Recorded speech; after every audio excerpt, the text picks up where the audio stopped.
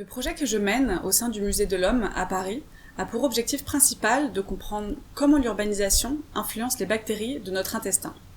En effet, récemment, les communautés de microbes qui se trouvent dans et sur notre corps, que l'on appelle également le microbiome humain, ont reçu beaucoup d'attention de la part de la communauté scientifique, et en particulier le microbiome intestinal, les bactéries situées dans notre système digestif. Ceci est dû au fait que ces bactéries intestinales semblent jouer un rôle important en santé humaine. On voit notamment qu'un appauvrissement de ces bactéries, c'est-à-dire une baisse de leur diversité, est souvent associé à différentes maladies métaboliques et immunitaires, par exemple l'obésité. De manière générale, il vaut donc mieux avoir une communauté microbienne bien diversifiée.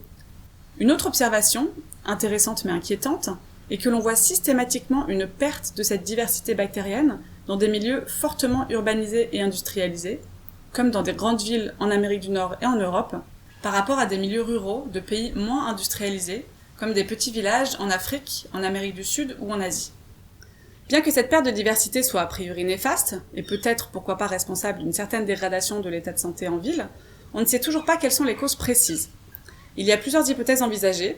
Cette perte pourrait être due à des changements alimentaires, notamment à une baisse de la consommation des fibres, ou à des changements de pratiques médicales, par exemple la consommation trop importante d'antibiotiques ou la stérilisation excessive du milieu.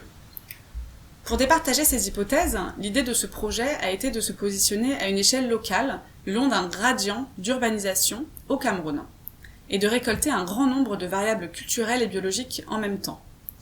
L'objectif était donc de pouvoir mieux comprendre comment le microbiome intestinal change quand des populations de pays peu industrialisés passent d'un milieu rural à un milieu urbain, donc en amont de la transition vers des milieux fortement industrialisés. Nous avons pour cela collecté des échantillons biologiques, dont de la matière fécale, ainsi que des questionnaires alimentaires, médicaux et socio-économiques chez des individus habitant dans la capitale du Cameroun, dans une petite ville de province et dans un petit village sans eau potable ni électricité.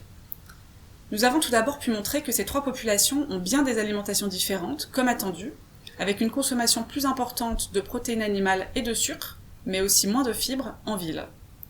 Nous avons également trouvé une prévalence plus faible de vers intestinaux en ville, ce qui témoigne de leurs meilleures conditions sanitaires.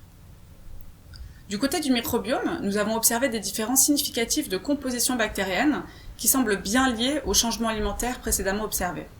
Mais de manière étonnante, nous n'avons pas trouvé de différence de diversité entre ces trois populations. Il semble donc que l'importante perte de diversité qui a été observée en ville en Europe ou aux États-Unis soit due à des facteurs propres aux pays fortement industrialisés.